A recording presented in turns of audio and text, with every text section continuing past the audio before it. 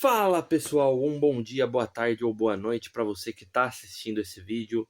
Hoje eu vim trazer o pré-jogo aí da segunda rodada do Brasileirão, uma rodada aí que tem nuances, tem algumas coisas em especial, né? A gente está vendo de uma rodada aí que está entre jogos dos campeonatos sul-americanos, né? A maioria dos times aí jogou nesse meio de semana e vai jogar de novo no meio da semana que vem. Dos 20 clubes da Série A, 14 deles disputam algum campeonato sul-americano, seja a Conmebol Sul-Americana ou a Libertadores. Então a tendência é que a gente tenha uma rodada cheia de desfalques, assim, né? Por opção do técnico, claro, mas a gente não vai ter muitos jogadores titulares. A gente vai ter que ver quais técnicos vão trocar o time por completo, vão jogar o time completamente reserva, e quais vão mesclar, né, titulares e reservas. Nessa rodada a gente não vai conseguir especular tanto em relação aos times em si, porque como eu disse, são caras novas, são jogadores com pouco ritmo de jogo ou com pouco entrosamento entre si, então a tendência é que a gente tenha os times favoritos bem menos favoritos e os times que em tese são mais fracos, eles vão conseguir nivelar jogo. Então a gente vai ter jogos bem equilibrados aí nessa rodada. Que nem eu disse, é muito especulativo, é muito difícil a gente ter qualquer noção de quem vai vencer, quem não vai. Mas aqui a gente vai tentar ter uma linha de pensamento, né, para poder especular, para tentar palpitar em alguma coisa. Salientando também aqui que como a gente não tem, provavelmente não vai ter alguns craques, né, em campo, o que a gente mais vai prezar aqui vai ser o elenco dos clubes, né? Ou seja, se as opções que vêm da reserva, se elas têm capacidade para cumprir um bom nível de jogo e, claro, a capacidade do técnico, né? De gerir essas peças e de, se for o caso, de mesclar com titulares que façam sentido, né? Que consigam montar um plano de jogo eficaz para somar pontos aí no Brasileirão. Sem mais delongas, vamos pro vídeo. O jogo que estreia a rodada aí é Ceará e Grêmio. Ceará que, como eu já citei aí nos vídeos anteriores, para mim é um time que vem como uma boa promessa do campeonato. É um time que tem uma ideia de jogo bem montadinha e um time bem legal. Como é um dos times que não disputa campeonato sul-americano, não vai ser prejudicado com essa data aí, eu creio que tem bastante vantagem nesse jogo. O Grêmio não tem um grande elenco, porém tem peças legais, tem capacidade de fazer um jogo parelho. Porém, eu acho muito difícil ganhar. Joga fora de casa, joga contra um Ceará organizado. Então, para mim, a tendência seria de ou vitória do Ceará ou empate, que também não seria um resultado ruim para o Grêmio, visto que o foco no momento é a Sul-Americana, já aí no meio da semana. Vamos lá, então, logo na sequência temos Corinthians e Vasco, jogo de dois times que disputam o Campeonato Sul-Americano, então tem a agenda mais apertada, tendem a poupar bastante jogadores hoje, bastante titulares.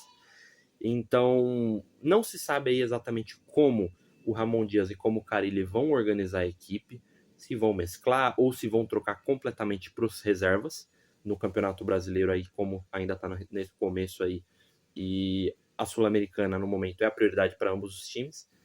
Vamos ver como vai se organizar. A tendência é que o Corinthians ganhe esse jogo aí, eu diria com uma certa tranquilidade, porque joga em casa e tem um elenco muito mais forte do que o do Vasco.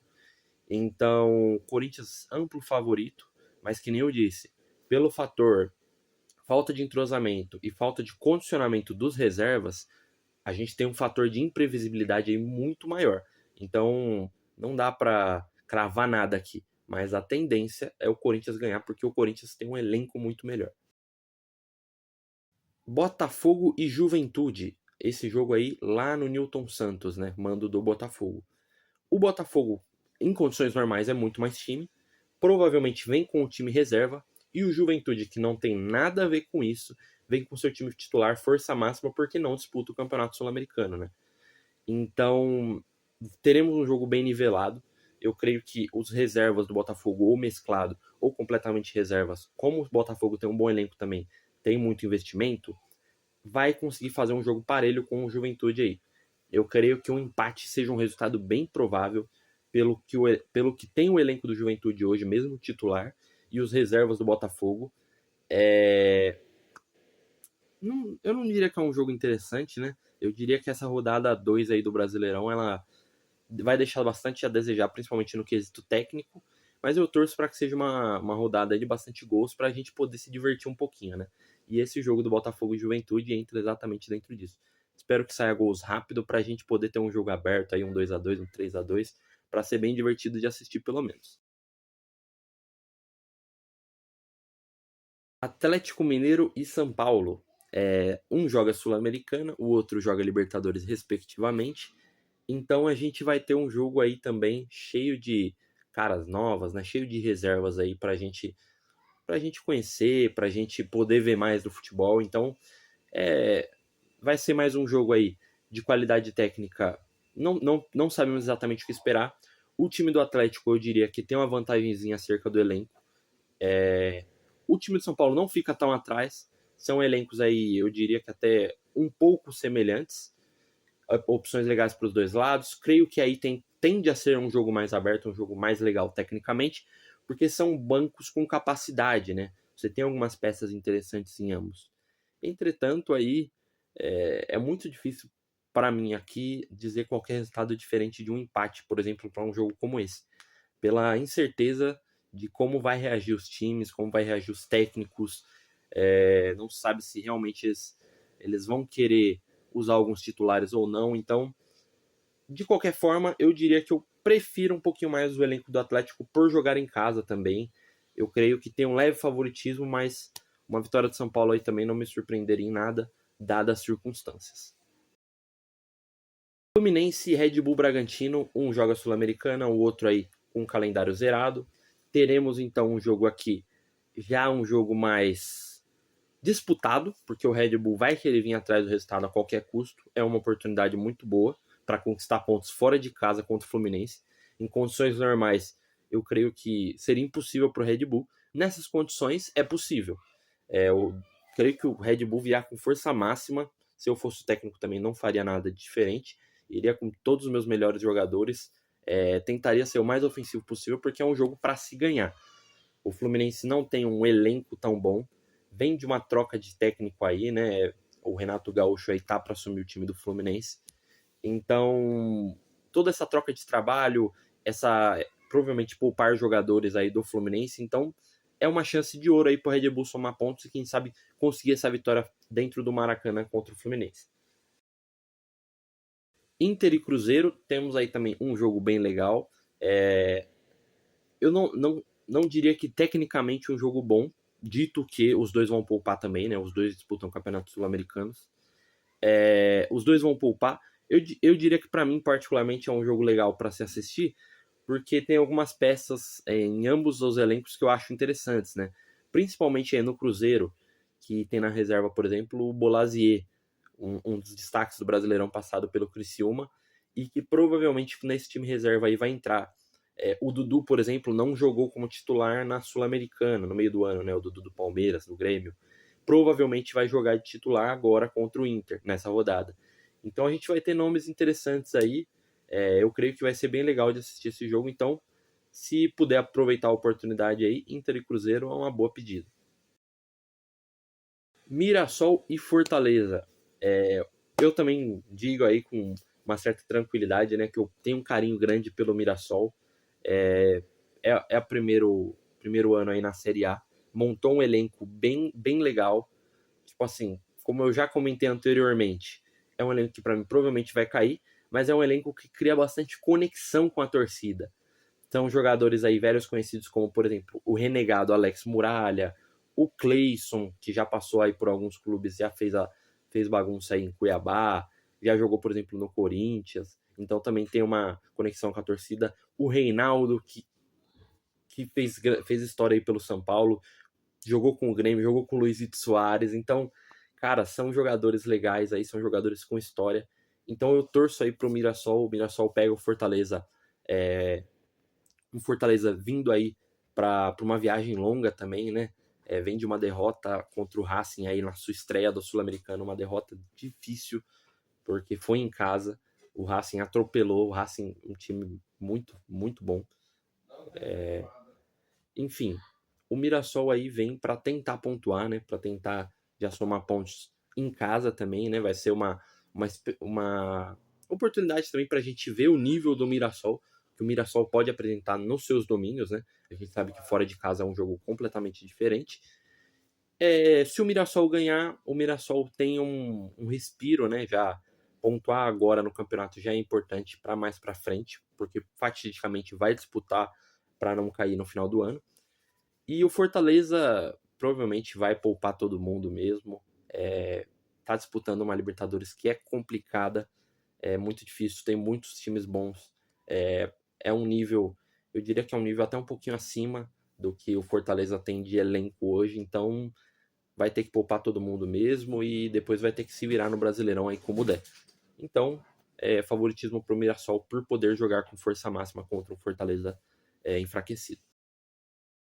Sport e Palmeiras, mais um caso parecido com o que eu falei aí de Mirassol e Fortaleza. Temos o Palmeiras que jogou a Libertadores, né? Venceu fora de casa no Peru, um resultado muito importante. Bem difícil também, né? Foi um 3-2, aí um golzinho no final.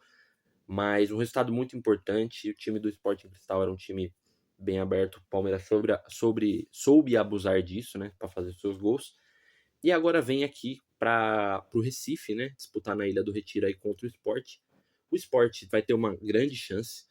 Provavelmente vai jogar contra o time completamente reserva do Palmeiras, porque tem sido um padrão do Abel, né? O Abel gosta de poupar todo mundo mesmo e geralmente consegue resultado mesmo com as reservas. E o Sport que vem precisa pontuar, né? Tá cedo no campeonato, mas assim, pontuar agora em casa contra um time reserva é uma chance de ouro que não pode desperdiçar. Então é um jogo muito importante para o Sport. Na Ilha do Retiro é um time muito mais ofensivo, diferentemente do que a gente viu aqui do Sport no Morumbi, um Sport que mais se defendia do que qualquer outra coisa. Lá vai ser um jogo completamente diferente. Vai ser um jogo mais aberto, um jogo mais legal de se assistir também, Sport e Palmeiras. Temos também outro jogo aí no Nordeste, Vitória e Flamengo, mesma situação, a Vitória, na verdade, não é exatamente a mesma situação, porque o Vitória disputa a Sul-Americana, né? Contra o Flamengo, que disputou a Libertadores também, né? Vem de uma viagem longa da Venezuela, provavelmente vai poupar o time todo, porque é uma viagem muito cansativa, uma viagem difícil de se fazer aí, já vem direto para o Nordeste jogar um jogo contra o Vitória. Então, provavelmente o Felipe Luiz vai alçar o time todo reserva, ou um ou dois titulares no máximo, acho difícil ser diferente disso. Enquanto o Vitória provavelmente vai poupar também. E aí entra na questão dos elencos. O elenco do Flamengo acho que não dá nem pra gente comparar, né? Não dá nem pra gente citar aqui. O elenco do Flamengo é milhões de vezes melhores aí que o do Vitória. Porém, o do Vitória joga em casa e vai ter que apostar na falta de entrosamento do time do Flamengo para poder achar brechas. Aí eu acho que entra o trabalho do Thiago Carpini, que é um trabalho muito bom, e que vai ter que tentar achar formas, vai ter que buscar maneiras aí de penetrar o Flamengo e conseguir os 3 pontos, que vão ser muito importantes agora para conseguir uma colocação boa lá na frente. Então, o Thiago Carpini vai ter que montar uma estratégia para conseguir usar os seus reservas de maneira efetiva aí contra o Flamengo. Creio que vai ser um duelo difícil para o Vitória. Favoritismo de cara, assim, claro, logo para o Flamengo, né? Pelo elenco ser melhor. Mas eu creio que até por ser no Barradão, se torna um jogo bem equilibrado. Para fechar a rodada aí temos Santos e Bahia. O Bahia que vem da Libertadores, né? Enfrentou o Internacional, conseguiu um empate em 1-1 aí dentro dos seus domínios. E agora vem aqui para São Paulo jogar contra o Santos. Santos que não tem nenhuma outra obrigação além do Brasileirão, né? Não se classificou para a Copa do Brasil e também não disputa nenhum dos campeonatos sul-americanos, acabou de subir da Série B. Então vem de um calendário bem tranquilo aí, tem tudo para pontuar bem nesses jogos aí, principalmente nesses jogos em que o time vem do Sul-Americano poupando jogadores, como é o caso do Bahia. Então o Santos tem o dever de fazer os 3 pontos, abusar desse ataque aí contra uma defesa que não vai estar entrosada, uma defesa de jogadores que provavelmente não jogam juntos, né? Acho difícil o Rogério Ceni manter a sua linha de 4 titular. Então o Santos tem tudo para abusar dessa falta de entrosamento aí e ganhar com tranquilidade, né? Quem sabe um 2, até um 3-0 aí. Creio que também pro Bahia não vai ser um problema, afinal o Bahia tá tá usufruindo, né? Tá colhendo os louros aí da campanha do ano passado e disputando uma Libertadores pela primeira vez. E pessoal, então é isso aí que eu tenho para vocês. Que nem eu disse, é uma rodada mais difícil de se analisar por se tratar de times reservas, né? Ainda um começo de temporada, então a gente é a primeira vez que vai ver esses times reservas jogando aí, então. De qualquer forma, espero que tenham gostado do conteúdo aí, espero que tenham gostado do vídeo, das informações que eu pude trazer. De qualquer forma, muito obrigado. Eu peço que vocês curtam e se inscrevam no canal aí se você não é inscrito. Muito obrigado, até uma próxima. Aceito sugestões de conteúdo aí também. Fiquem à vontade para mandar. Valeu!